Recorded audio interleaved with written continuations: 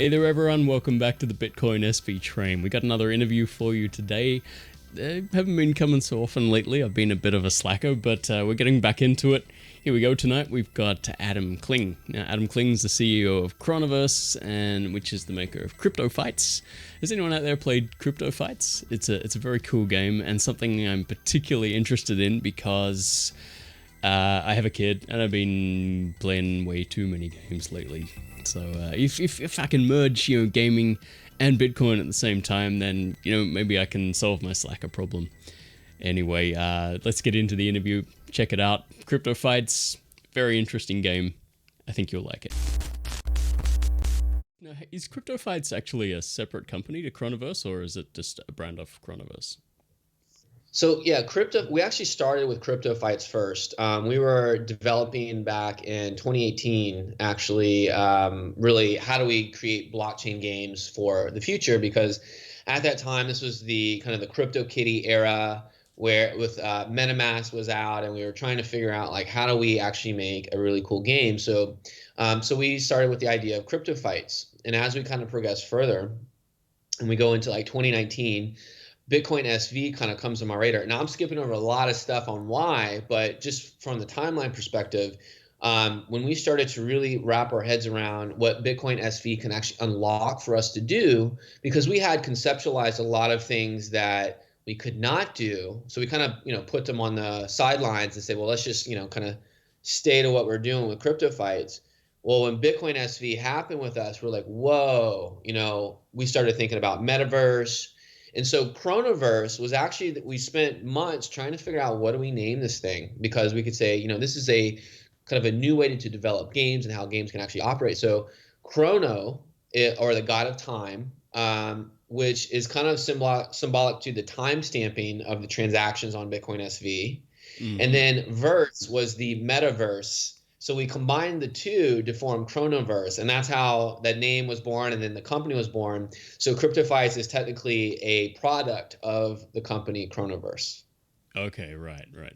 Yeah, I was just wondering, because it says you're CEO and founder of CryptoFights, but CEO of Chronoverse. I didn't know if they were two separate things. Some holdover. Yeah, we're going to be deploying a new website that kind of makes it a little bit more clear about everything and how the platform fits in with CryptoFights. So stay tuned for that.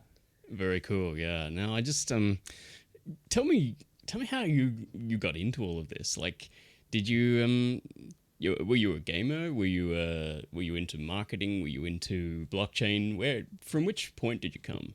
All of the above. Right. Yeah, so I have been gaming for pretty much most of my life. I started from Nintendo, and then consoles, and I was really into actually in the 90s PC gaming, and that's actually I think how I found my love of computers, because I was always trying to fix MS-DOS in some way to get a game to work that I just bought, or from the shareware days or whatever, and it got me into computers and the hardware and a little bit of programming at the time.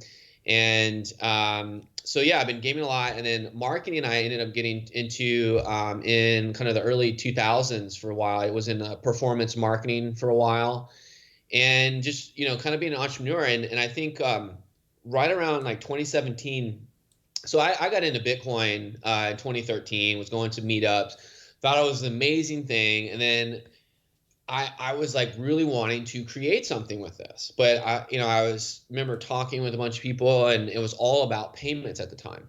So when I was coming up with all these different ideas and just didn't go anywhere, and it could have been because obviously it was not really a development platform, but so in 2017, I think Ethereum kind of caught my eye a little bit because people were actually developing on that. And I had an existing kind of an e-commerce business with Amazon that I was doing, and I started looking at this, and I started to wrap my head around, wow, like I can, things can actually be created, smart contracts, like understanding a lot of that stuff that was not really new, but I think people are actually starting to apply and actually create things. And I said, you know what? I was starting to see video games on this, right? And I saw the headlines for CryptoKitties and crazy amounts of money being traded for, digital cats with really our picture, right? And and I started thinking, this can be so much better and so much just visually better. And so I started to form a team, and put in some of my own money and actually started to almost do like kind of R&D and to create what we call now CryptoFights. And CryptoFights has evolved so much since then, from not even just from the technical limitations or how it was set up to almost in the design too of how we kind of form the kind of the basis of the game. So it was really, like you said, a combination of all these things because, again, serial entrepreneur, been in gaming my whole life, but never actually did businesses in gaming, which was ironic, right? It seems like that would be the first thing that I should have done. Oh, yes and no. And then the performance marketing and kind of all that stuff kind of came into play. And then, 2019 hits, with the BitcoinSVtrain, and we just kind of kept chugging along, and the vision just started expanding from there because of the technology that we have now. So I hope that answers your question. It most certainly does, yeah. I mean, it's kind of fascinating to me because, I kind of was a gamer and then I wasn't a gamer, and more recently I've sort of taken an interest again. And the whole esports industry grew in that time when I wasn't really paying attention. My history goes back a bit further than the 90s. I grew up more with things like Atari and Nintendo Game & Watch and Apple II and all that kind of thing. So, I mean, it was a lot of fun, but you always hit that point where you couldn't really go any further with it, like unless you wanted to become a developer yourself. There was no online community, there was no interaction. It was just like you versus a couple of blips on the screen. So by the mid 90s, I'd played Doom and Quake a few times, and I just I kind of grew out of it at that point. But more recently, like I got a kid now, so he's just getting to that age where he's starting to get into gaming. And I hate to say it, but like him and I have been stuck in Roblox for the last 6 months or so. Like that's right. Yeah, I mean the esports thing is really interesting because the concept of esports is really old. I mean, they were doing this stuff in I think like the 70s with some of the kind of the arcade games, and it's really just it's like competitive gaming or competitive video games, but even like from the pinball machine days. So, but I guess my main point is that when I was growing up through, these decades of games, right? When you were talking about the 90s, is that multiplayer didn't really come until like the late 90s, and then really the early 2000s, like, we didn't really use, dial-up modems for multiplayer. We used when we actually had dedicated, usually like cable modems, at least for the US, or, sometimes you had like DSL lines or whatever. But it was really when the internet infrastructure really started to come into play that it unlocked a lot of these new types of games or methods of play. And then that unlocked kind of, I think it unlocked esports really. It's because when Halo came out, it was this big, sensation, and, millions of players were able to play, and they kind of had this community around it. And then other games like the MOBAs, like, Dota 2 and League of Legends, all that kind of came later. And so I'm thinking like it's a transition. And, and I feel like Chronoverse is coming into play is that how do we unlock kind of the next frontier with gaming in general? Because, we haven't, in my opinion, I think, graphics have gotten way better, but I haven't really seen a whole lot of innovation in the space. Like games are really, still played the way they are. The economics are still the same. And then blockchain gaming comes along, and, now we're starting to tokenize items so people can really, own the item. And then, the back end, which is what we're a part of, is actually the platform of how games can operate in a more transparent way and all that stuff like that, to where if we think about maybe in the next 10, 20 years of esports, is that how are we going to get, that $100 billion plus market that can rival like the traditional sports? Because we know that the millennials, or like you said, your children, and they are not going to be watching probably, football and soccer. They're going to be watching video games, right? And, the way that that's performed has to be innovated, has to be created for this huge new world of competitive video games, because it's just like you said, it's just grown. And now we have, pretty much the whole world that's playing video games.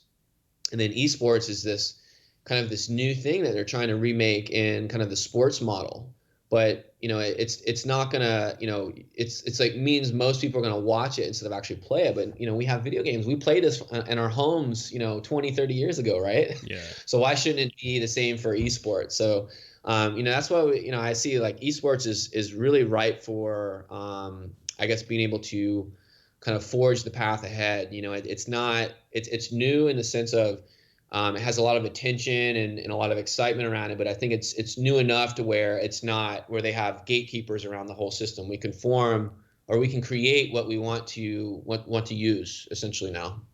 I think what blew me away was the concept of game streaming on YouTube. Like I always knew it was a thing, but again, until I had a kid, I never really sat down and watched some of them and saw what they were doing. And yeah, it amazes me the popularity, and also not just the popularity, but how compelling it is too. I can sit there and watch someone else play for a while, and Well, I hate to say, but I was I gonna kind say, of enjoy it. this reminds me when I was playing a game and I wanted to get like a walkthrough because it was taking me too long to get through something. Yeah, And I had to go like either find the book or go on a website like gamewalkthroughs.com or something and try to figure out that. But that's kind of what's happening on YouTube and Twitch is that people are able to watch because that's how they learn maybe how someone plays exactly. it better or just learns about the game in general. I mean, yeah, it's like that discovery and education opportunity is now a big thing. So Yeah, in the 80s, there were so many games I just got totally stuck on because I just didn't even know how to get to the next level, and there was no one I could ask because no one really played the same yeah. games, or if they did, they weren't at that level or something like that. Yeah, but Well, you know what? You want a big throwback is I actually remember they used to have hotlines like 900 numbers yeah, that you could call, get the walkthrough or a cheat code for that game. So that's like something like that's really old school in the 90s where you could very. call and find out how to get past your game at like $2 a minute or something like that. So Oh man, I do not want to go back to those days. Sometimes yeah. sometimes people say, "Wouldn't you like to go back to when you were young?" And I'm like, nah, I really don't want to go back to a time when there was no broadband. We have too See, many fun toys now, right? exactly. You were saying before that did you say $500 billion or was it $1 million? The industry's worth now, esports. So for esports, yeah, it just broke $1 billion in revenue, but it's pretty much like the 2022 projections. I've seen Mm, 1.8 billion, actually 2.5 billion. A lot of that is made up because of how the industry is formed right now in advertisements and sponsorships.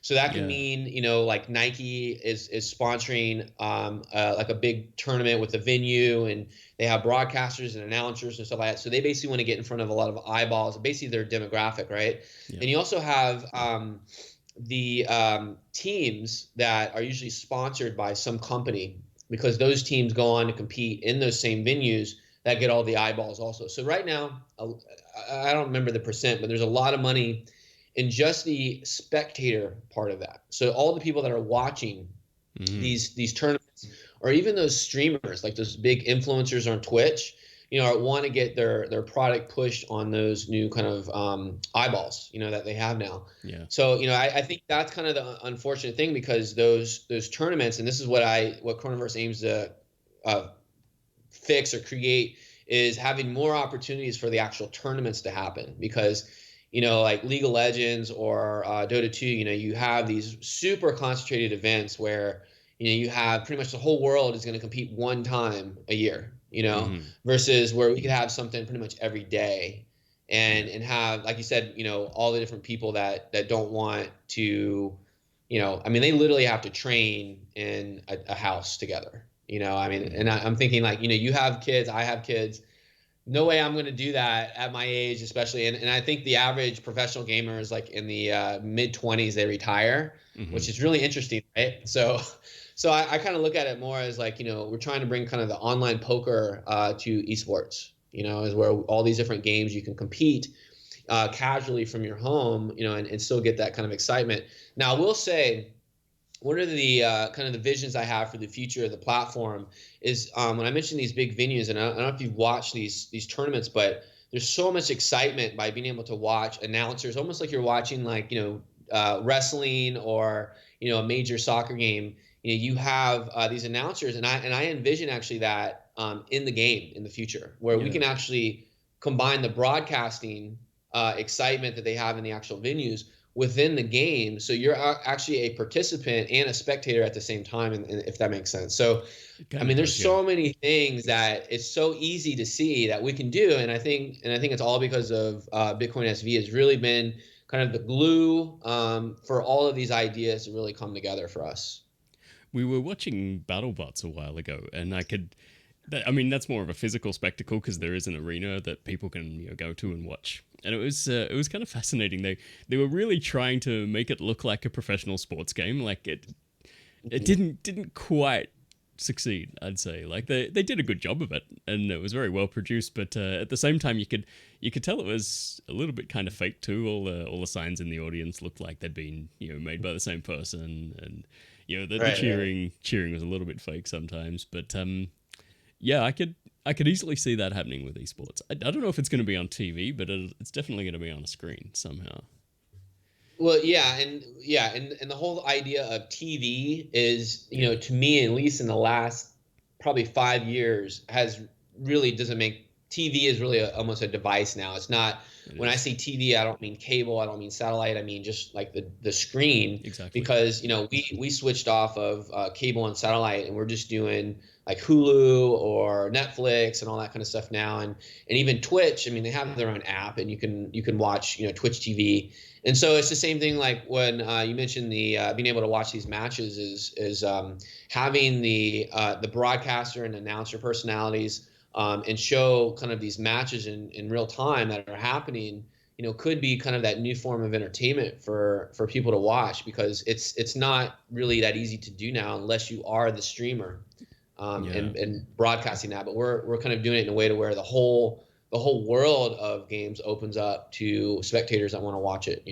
Yeah, I was wondering how they do it as a sort of a professionally produced event, because unlike other sports, even BattleBots, there's not a whole lot of physical activity happening on the actual field. It's all inside the game itself. So if I'm standing there with a camera, like, what do I film? Do I have a million different camera angles of people's sweaty faces, or?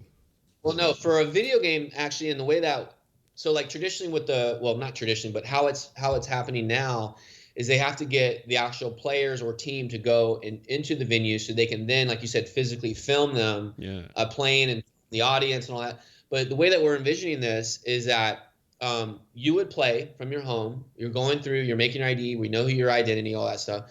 Just as I can see on the top right corner of my screen, a little camera view of me, I can do the same thing for when I play the video game. So now the spectator version of this that they can see is actually in the game, so they can see maybe the 3D world and how I navigate and do all my moves, or even if it's top down.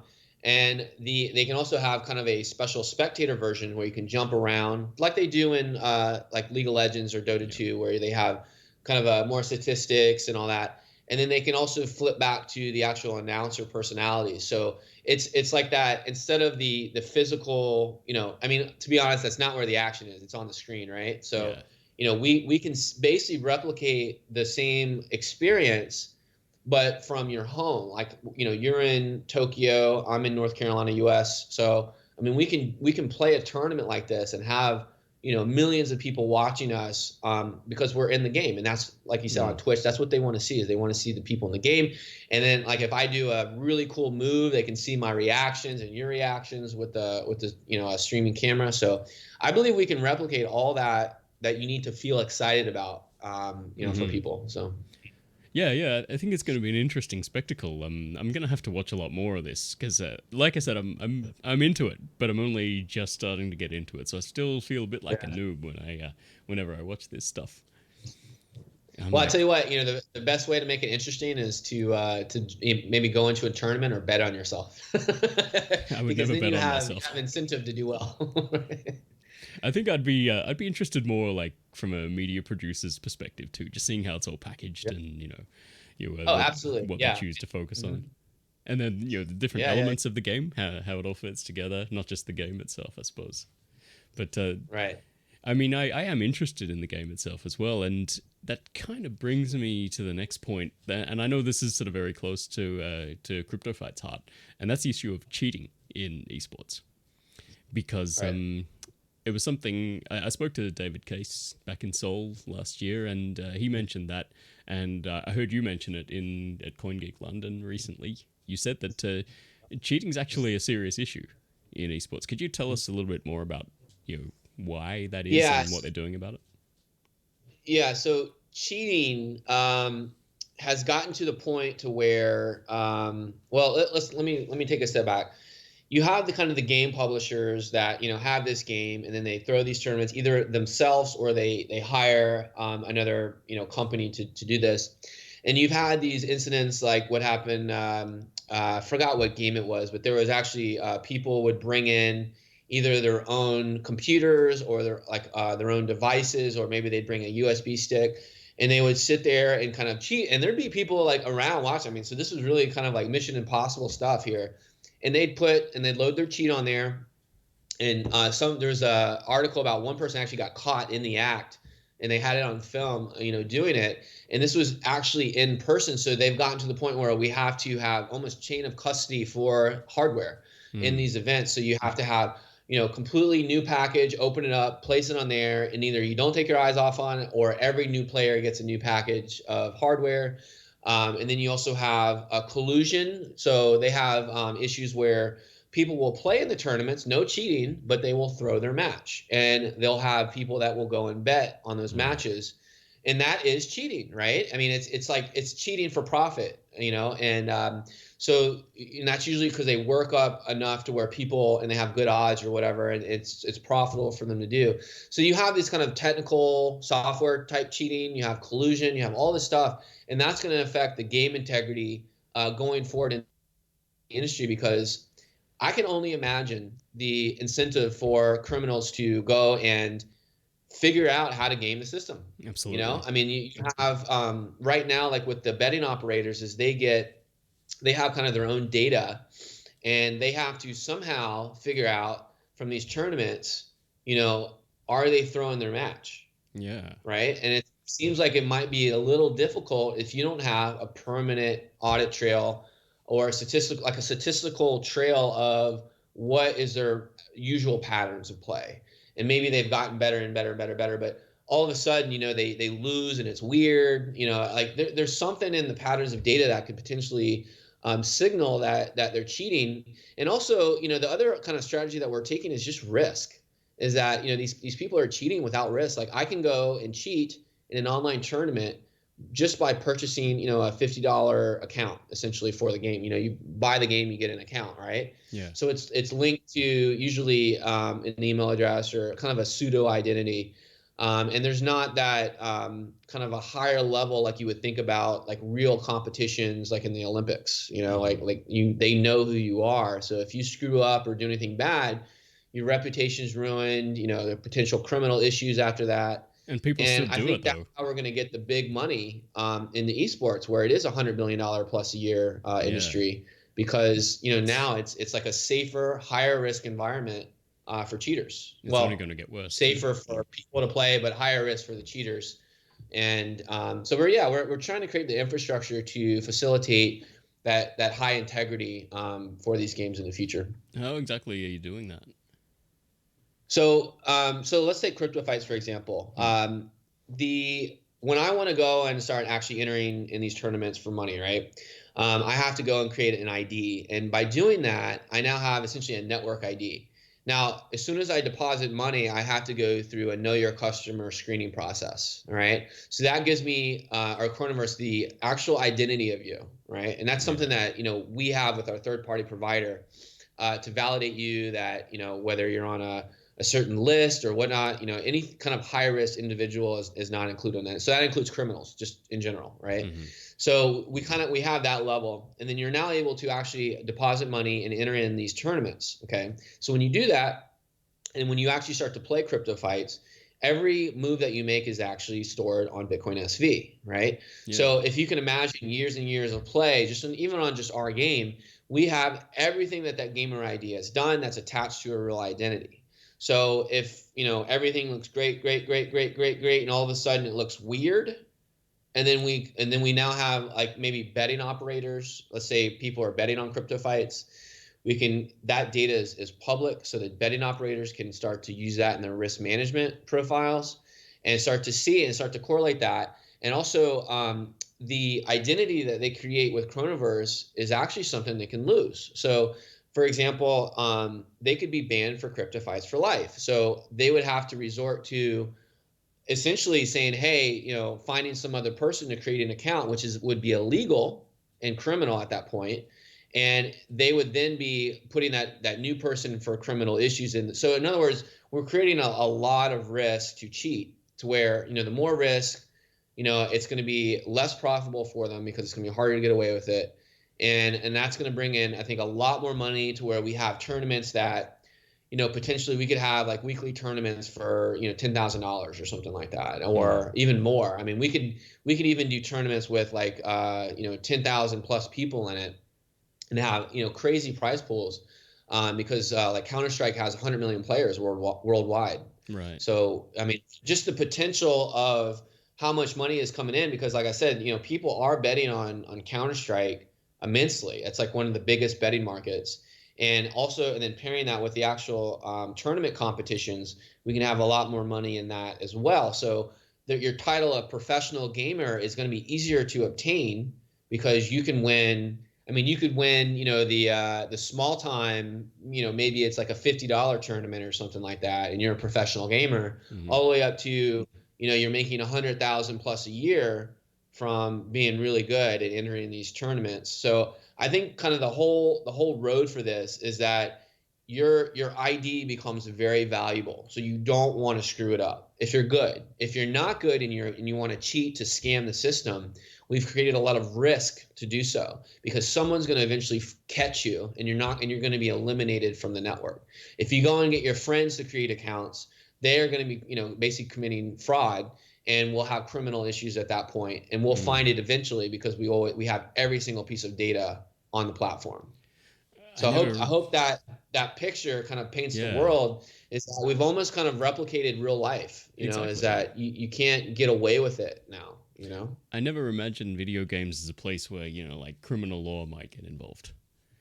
I know it's pretty wild, right? We're getting into where like we are. Tron territory. But there, yeah, I mean, sports has changed the game, no pun intended, but it's with esports growing as much as it is, we're going to have to think about these problems. And I think we're a little bit ahead of the thinking here. I think people know it's a problem, but they don't know how to solve it. And I think because of the blockchain technology, that, by the way, is something that is really misunderstood in the on the game, like traditional gaming side. Like they don't get it yet. And I think when the CryptoFights is out and they can see the platform in action, it'll start to click in that, hey, we now have a place to kind of conduct kind of the game operations in a transparent way, the same way that casinos wish they could do, or will eventually move to.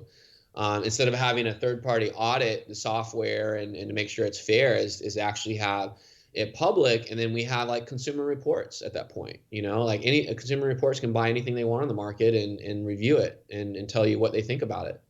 So with our system, anybody can be an anti-cheater or detective and say, I think this game is full of cheaters. They're not doing their job to remove these people or whatever, and that gives them the game developers incentive to clean it up.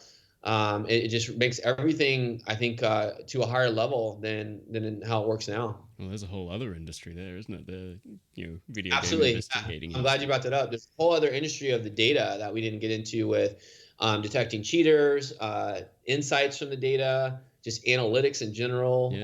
Also, like teams, for example, could use that to they could pull the data from a specific opponent they're going to be matched up with, and actually train against that data, essentially, like they do. They do it in some video games, like race car games comes to mind, where you can play the ghost, and it's just playing back what they've done in the past, and you try to beat that in the game. So there's all kind of wild, really cool things that we can do now, because we have this kind of basically a public database of all gameplay, and that's never been conceptualized before. Yeah, it's kind of surprising and not surprising that it's taken so long to get to this stage, because To some people, I guess it's kind of obvious. This is what you would use a blockchain for if it had the capacity to handle it. And I guess that's Right. part of the problem too. It never did before. Right. I see a bunch of people developing on Ethereum still, and I think they're using a system called Engine, ENJIN. Is that where you guys started as well? Yeah, so we I think that was in 2019. I can't remember if that's the right year or not, but we were accepted into like the early adopter program, and they are an item container solution for items that are based on the Yeah. Ethereum blockchain. And we started our items that way, and that's kind of where we started to find some limitations because um, like I did in my presentation in London, is that the way that, since we were a developer of that at that point, and the even just the image of the item or the metadata, it was stored on our servers. So Ethereum, it costs too much to store stuff, so it makes sense why. But then I started thinking, well, what does the person that actually bought that item really own? Is they own essentially a serial number. Well, I mean, maybe not on a technical sense. I mean, they own the token, but if you think about it in the business sense, they own a serial number, right? But it has to be redeemed with the game developer, right? So the game developer has to accept that this item will stay this way, or preserve what they've originally put out. And I was thinking, with BSV, is like we can actually make it a true tradable item that can be incorporated into any game that wants it, because of all of the assets that are actually used inside the game. So like the 3D model, textures, whatever properties or assets we want to put on chain, we can, and encapsulate it into that item. So we now have like a true item that can persist forever. So, that Super Mario Brothers example, let's just say, I don't know, a coin or whatever, can actually be on chain and live forever. And we could have, like retro Wednesdays in Fortnite, for example, and they go and pull the items that are 20 years old into the game, and they I can do like the that, sound of it. and so they can't do that on Ethereum. So it started to unlock like a whole lot of stuff. So, we started on there, and we kind of saw, like I said, a lot of the limitations, and we're kind of evolving kind of past that point with our own item standards, so we can actually do way more stuff with it. So yeah. I like the idea of being able to go back 20 years later and just pick up where you left off. Yeah, Yeah, I it's find time that capsule. really attractive, to be honest. I sometimes wish I could go back to some of those old games from the 80s and 90s and just revisit my old character, just like I visit my hometown, that kind of thing. Yeah. No, I mean, and that's kind of another good point, because the persistence of a character in a game. Mm-hmm. I mean, we can go as far as actually storing the whole game client on chain. Mm-hmm. We can go as far as the character, you own the character, and that character persists on chain. So you can go back and actually play a game, let's say it is 20 years old and the technology is obsolete by that time. But you can still go and replay it, and potentially that character can also be played in future games. So that's kind of the Ready Player One universe that we want to create, because when you own your character, and now games are something you go into, not that you kind of like you don't take on that world. It could be these kind of open worlds. So like Grand Theft Auto, your character from that is something that you've played from some other game. I mean, characters are almost separately from the game now. Yeah, So well, that Roblox is a new lot like world. that. Yeah, go ahead. Roblox is a lot like that. I hate to use that Yeah, example all the time, but it's about the only games I play at the moment. Just it's because of the age of my kid. But yeah, you have one player and you can take it in many different games. It's kind of weird because you have yeah, different skill levels in different games. So in some games you've got superpowers, and then you take it to another game and you're sort of running around like a noob with a screwdriver or something. right. But yeah, Right, and the thing with Roblox is yeah, it's the same concept, but not within one. I mean, it's really one game, right? With mini games in it, right? that's right. So, is actually having a full kind of economic system for games to kind of be almost like Roblox, but in a real sense, Mm-hmm. where they can kind of develop on their own and incorporate these items. So now as players, I can own items, I can trade items, I can go into all these different games and do stuff in it. So it's really that kind of whole new world that I think that, kind of to go from your question about Engine and Ethereum, is that we just couldn't see doing it on Ethereum. You know, we didn't. It'd be super super complex if we had to do that, and also still have that kind of decentralization question. You know, is it really going to be decentralized in that sense? And you know, on BSV we were able to really have that vision and technology that could actually, you know, enact these visions. So it's very cool to see all of this stuff finally happening at last. I've been looking forward to it for a while. If you do create that oasis from Ready Player One, you know, just remember me when you're doing your Easter egg hunt, okay? Just well, it's going to come, you know. You know, it's something that I think is really our grand vision is to have that capability, and I think because it's going to be the true innovation that the space needs to kind of transcend where it is now. We have VR and AR, you know, coming. We have all of these new things, and VR and AR are really just kind of a new interface to a game. They're not really changing how games are, and period. So I think, the blockchain, going back to kind of the 2017, 2018 era is, blockchain gaming is really trying to figure out, kind of how the killer app is going to work. And we have all these different blockchains, and we have like Ethereum's kind of set all these developers on this way of doing things. And I got to give ourselves some kudos as being open-minded, because we saw BSV, and especially kudos to David, because he's the one that first started looking into it. And, he's just like, this could solve a lot of things. And it's like, we didn't care about the drama and all that. We were just looking at the tech. And yeah, I mean, it's just, kind of, it's a big race right now to really get things out and get people using it. And showing specifically some of the traditional gaming community that you don't have to worry about accepting crypto payment. I mean, it's like they're still in that payment world, not application world. Is that, this is just like another way to do a database. Like this is your tech stack that your customers or users will not see, and it's just a different way of doing things. So I mean, it's, in a way, I like that, because that gives us a head start. Absolutely. But at the same time, it is a little bit of a challenge sometimes when you have to try to convince a specific company or person that, that their way of thinking is a little obsolete now. And so anyways, that's kind of some of the struggles I think probably everyone that's had or that has had in the blockchain space at some point is that we're still kind of in that.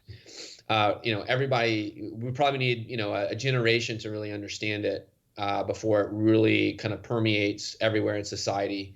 But I do think a killer app is going to show that you can really innovate and change things up. The same way that, when you think like Facebook and all these big Silicon Valley companies got so big, like Google even, they really were at the right place at the right time, and they combined, new technology, and everybody loved it. Everybody, it just grew and grew and grew and grew. So, I mean, anyways, that's kind of how I see this with blockchain is that it just needs that kind of killer app for it. Yeah, I don't think anyone watching this would disagree with you there. And I think you're probably in a good position to kick things off as well. So I hope so. Yeah. No, I believe we are too. So I confess I did play CryptoFights during the first and second beta. I played it more during the second beta, and it was pretty cool. Like I haven't really put hours into it yet, but I do like what I see. It's a really nicely designed game. Like big credit to whoever did the interface there and the design. Yeah, no, we're actually excited about it because we've pretty much gone so much further than what you've seen on the second beta. I'm sure. And we have a lot more polish, a lot more eye candy, a lot more sounds going into it, and it's going to be a much better experience the next time you play. We're looking to do another beta testing period. I don't know the month yet, but it's coming soon. And it's going to be probably a little bit more open, probably more of an open beta without the cache yet. But I think we'll have a really good time with that, and we're going to see some cool stats, like who's the king of the hill, Excellent. for maybe the week or something like that. But yeah, there's a lot of good things coming with CryptoFights. We have just so much more improvements than what you've seen. So I think I'll probably get into it more when I can, craft a character and actually keep it rather than having to create a new one every time the beta fires up again. But I got to say, the second beta itself was a big improvement on the first one. Yeah, we're getting close to that. I mean, also on the character creation, we're gonna have a lot more customizations. I mean, Cool. we're really so like, just to give some background, we came from really kind of a string, like a shoestring budget, trying to create a game, and now our budgets, has gotten bigger, and we can really Excellent. start to replace a lot of the things that we couldn't do and make it really like a high quality game that will compete with all the other good looking games out there, while also being a blockchain game without them really knowing about it. Yeah. And so like the sounds, the illustrations and the art and the mechanics, and we have some new things with the UX we're doing. It's really starting to look really awesome on our developer build. So I'm really excited to get our master branch out for more of an open beta, and people can actually start to see what this kind of turn-based Dungeons and Dragons style fighting game can actually do. And then we're also going to be developing the products like the match viewer and the data explorer, so people can actually see those transactions fly across the network. And I think that's when it's going to really hit. Say, oh, now this makes sense, for esports and kind of the whole industry, is that we have this whole new window of vision into everything that's going on that you don't know now. Like Roblox, you said you have no idea what's going on in the mechanics or the machine. You know what I mean? Yeah. So I think that's what I'm really excited for, is to kind of round out everything and get people playing it and checking it out. So stay tuned for that. I most certainly will. Yeah. And you said later this, or mid to later this year. I'm thinking probably around the summer. Sometime around the summer is our target date to have this open beta. We might have one before that. So I just can't announce that yet, but I think we're getting really close to being able to do that, and then definitely summer for something on a bigger scale. Okay, yeah, that's 2020, by the way, just in case anyone's watching this a few This years year, into the yes, future. this year.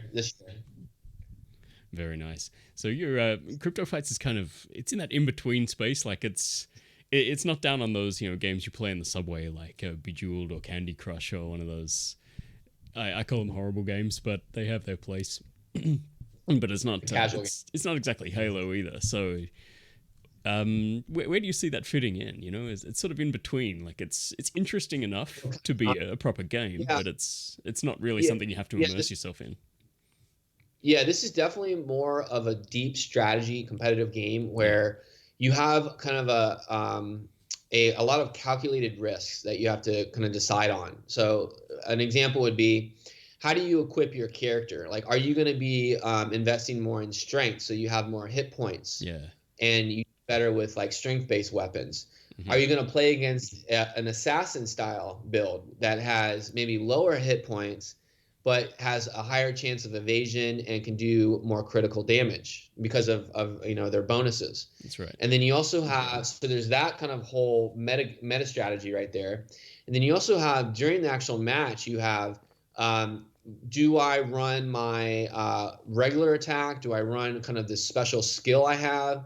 Do I heal? Because every single decision has a risk of not performing based on the dice rolls. Yeah. So each character can have bonuses, like let's say a strength modifier, so like a +2, and that could add to your damage. And also on, like, for example, the elves can have a bonus to their attack roll, for example. So you have to kind of really figure out, because everybody can counter everything, and you have to kind of outwit what you think your opponent's going to do. And also kind of the system itself is that, will I be able to, like, what's the chance of me, pulling this move off or not? So there's a lot of risk in that, and just in general. So anyways, to answer your question, I think it's going to be definitely more of probably the hardcore crowd. Mm-hmm. But not necessarily the where it's going to be so hard to, it's like easy to play, hard to master is our goal. Right. Because as you level up, you have more weapons and armor. And we haven't even showed you armor yet, because you can have all these different armors that can mitigate specific types of damage. So like we have warfare damage, mystic damage, cold damage, fire damage, and you don't know what your opponent's going to pull off on you. So you have to figure out, what do I wear? And what can I obtain either in the open market or from loot drops from the arenas I play in. So so hopefully that paints the picture, is that you have to kind of really think about what you're going to do to be successful in this. Absolutely. It all sounds very cool. And yeah, like I said before, I'm totally looking forward to seeing this when it comes out, or even the next beta test. So Yeah. that's probably enough of an intro, I think, for everyone watching. And yeah, I don't want to keep you for much longer, but just tell them where they can find out more. I can put the address of the forums on the screen, or Sure. To learn more about CryptoFights, you would go to CryptoFights.io and stay tuned. We're going to be actually uploading a new version of our website with a lot more information. Nice. Or you can actually go to Chronoverse.io. It's KRONOVERSE.io for more of the kind of the technology behind CryptoFights. Excellent. All right, Adam Kling, thank you very much for coming on, and we'll definitely see you around in the future. Awesome. Thanks, John. Cool. See you later.